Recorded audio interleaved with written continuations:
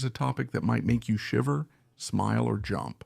Today we are going to look into a big question, somewhat unusual and touching on what is sometimes called the paranormal ghosts and their presence in different civilizations throughout history. The idea is not to debate the existence or non-existence of what we call ghosts, but simply to get an overview of the experiences that different civilizations around the world, other than our own, have had with them. By the way, what is a ghost? Relying on the Centre National de Ressources Textuelles et Lexicales, the definition that interests us, because there are several, is the following. A ghost is a deceased person who manifests in a supernatural way in a disembodied form that is stripped of their physical body.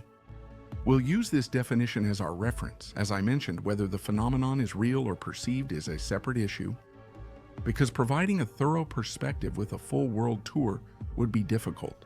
Here, I will share with you 3 examples from different civilizations outside of Europe that are familiar with these phenomena. Ancient Egypt, Hindu civilizations, and Mesoamerican cultures, including the Aztecs, Mayans, and others. One interesting point is that ghost stories are mentioned in one way or another in the various readings I have done over time. They exist not just in this video, but across all eras and major civilizations, including civilizations whose cultures suggest ghosts shouldn't be possible.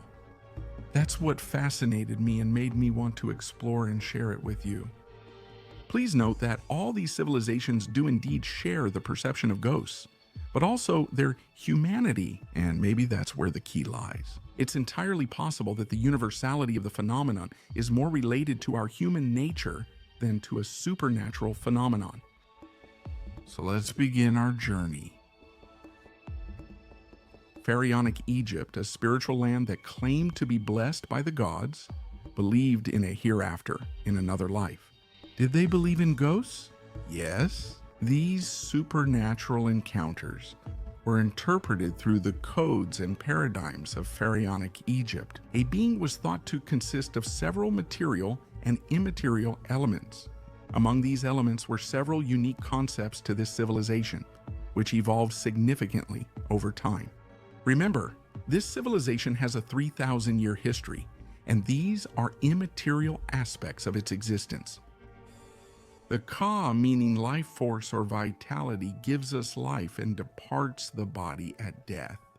The Ba, a concept that has evolved over time, but is generally considered to be the soul of an individual. And this, particularly from the Middle Kingdom, that is, from the 21st century before Common Era, because before that, the Ba was divine and therefore belonged only to the gods and to Pharaoh. It is still believed, though interpretations have changed, that the Ba can visit Earth to interact with or watch over the living. The Chut is also an interesting concept because it represents a person's shadow and is often associated with the Ba that I mentioned earlier. It's sometimes shown without its owner, implying a disembodied part of the being. The Sahu, however, is the spiritual form of the deceased's body. It can sometimes materialize in order to, quote-unquote, haunt the living who harmed the deceased during their life or even after their death. Here, we start to feel the breath of potential ghosts on our necks. I'll finish with the concept of Ak, which is, to put it simply, the new nature of a deceased person, successfully completed his journey to a new existence. This is the situation desired by every ancient Egyptian once his life on earth is over. In some cases, he can also in fact show up on earth again in this new form.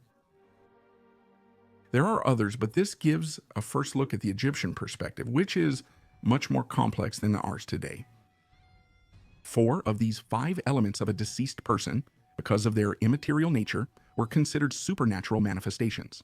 The Ba, that is the soul, the Chut, that is the shadow. The Sahu is the spiritual form of the deceased's body, while the Ak is their new nature after death, if his passage to the other world went as planned.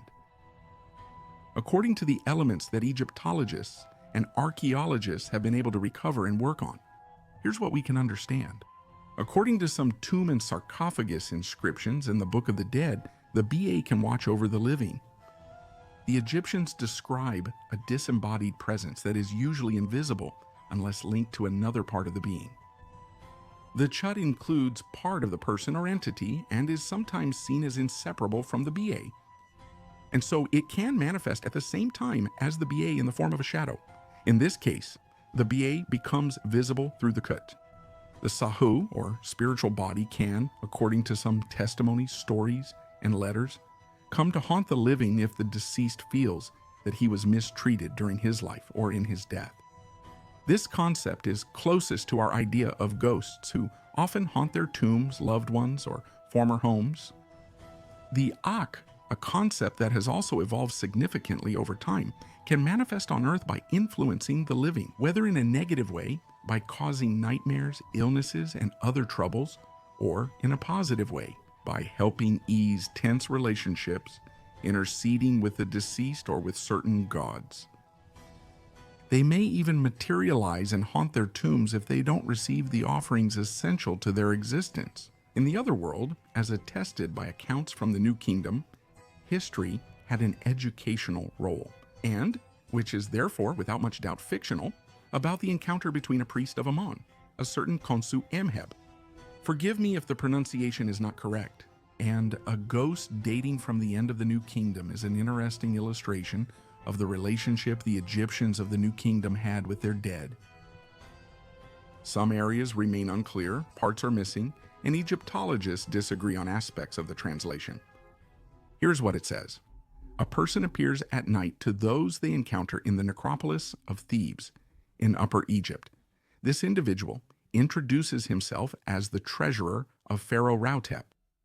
Nothing strange so far, except for the particularly late hour, until the curious characters wandering the necropolis at night realize Rautep ruled not recently, but almost 3 centuries ago. And it's a bit like if you came across Colbert nowadays. So imagine the fear that grips the guts of these people whom they terrify without meaning to. Warned about his hauntings, Khonsu Emheb, the high priest of Amun, understands the nature of the problem and tries to help him. He calls upon the divine and brings him to himself. The ghost appears to him, but this does not make him flinch. The deceased explains why he wanders the earth. His grave has collapsed, and now the wind rushes in, having unwillingly pulled him from his rest. The high priest assures him his grave will be repaired, and he will be honored with offerings. But the ghost doesn't believe him, saying many have promised before, but nothing was done. Fortunately for him, the priest seems to keep his word, and although the ending of this story is missing, it mentions the labor of men serving Khonsu Emheb, with the goal of creating a new tomb for the pharaoh's treasurer, Rautep. Although the Egyptians were familiar with the supernatural and symbolism, it is interesting to read that the concept of a ghost, as we understand it, did not seem to naturally be part of ancient Egyptian beliefs. They evolved in order to adapt to observations and provide an explanation for events that were sometimes trivial, other times much less so.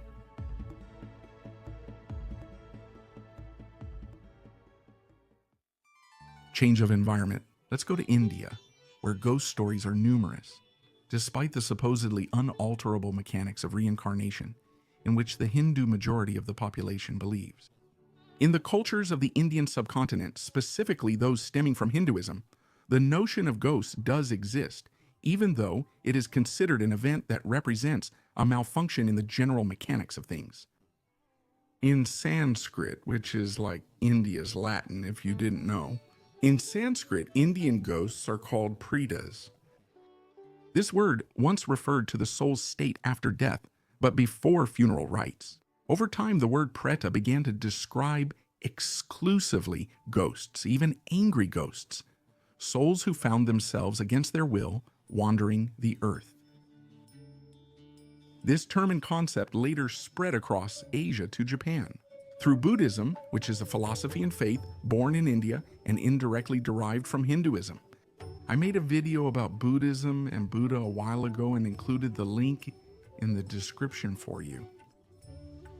Preta is not the only haunting concept in the subcontinent, even though the soul supposedly leaves the body and awaits its next earthly passage if needed. According to the cycles of reincarnation specific to Hinduism, certain events can create ghosts more similar to ours, particularly known by the term brutes.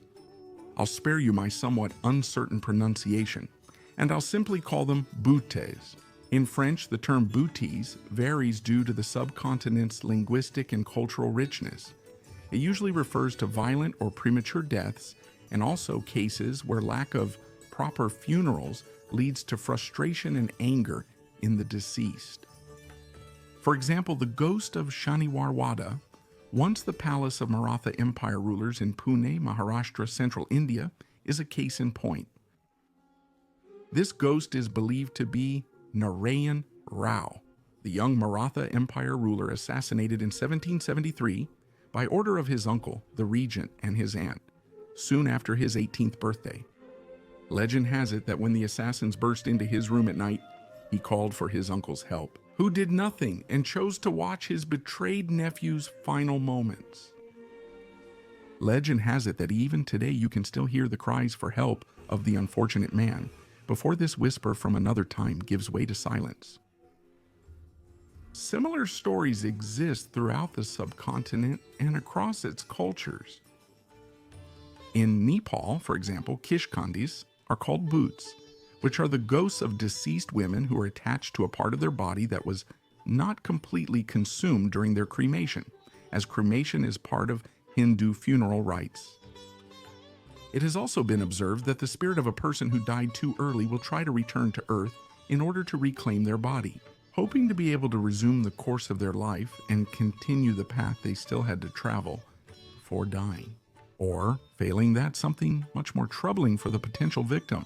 The spirit will try, for the same purpose, to take possession of someone else's body. A butt can cause poltergeist or haunting phenomena, known as poltergeist in the Germanic and Anglo-Saxon world. These Indian ghosts, when they appear, and who have been observed since antiquity, display themselves in a form that could be the one they had when they were alive, while having the ability to change appearance in an instant without warning, which can guarantee absolutely terrifying moments. To top it off, they are supposed to have their feet turned backwards, or if not, a twisted limb such as a finger, a knee, or something else, showing that their condition is not natural and that something is wrong. This last element seems to be more symbolic than something that has been repeatedly observed. In the same fiber, the ends can't touch the ground because of its sacred status in Hinduism in their unnatural state. Antisi's stories are numerous, dating back to the subcontinent's earliest civilizations. Some legends mention cursed, haunted forts, same as here in the West.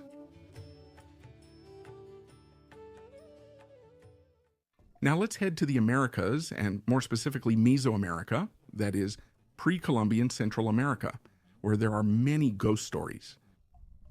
The Maya, with their diverse and complex beliefs, believed in life after death. There are many regional variations and just as many chances for things to go wrong.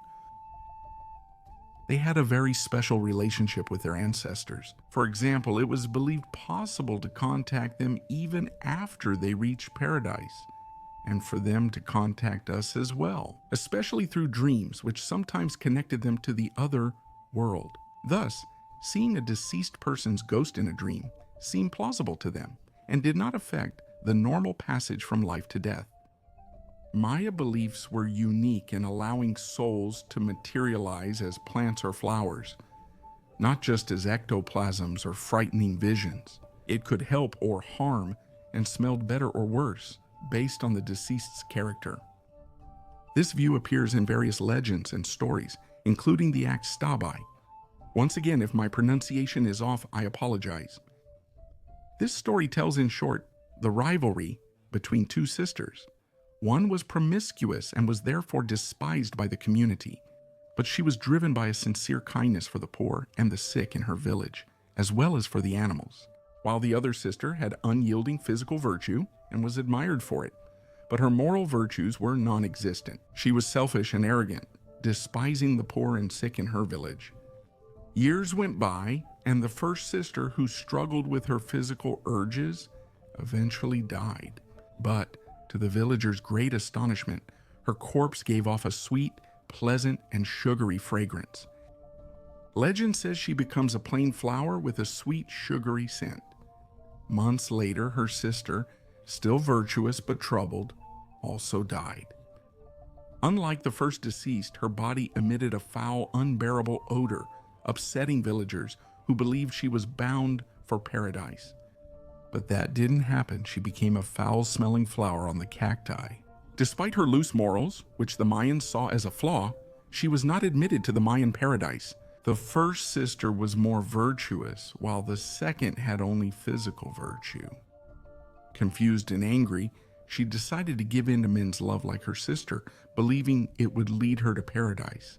But where her sister had only sincere intentions and love in every way, she showed only selfish and perverse intentions, still not having understood the lesson. After making a deal with some evil spirits, she received the power to return to Earth and incarnate there in order to satisfy her will. She would appear and attract lonely men before mating with them and slaughtering them at the peak of their passion.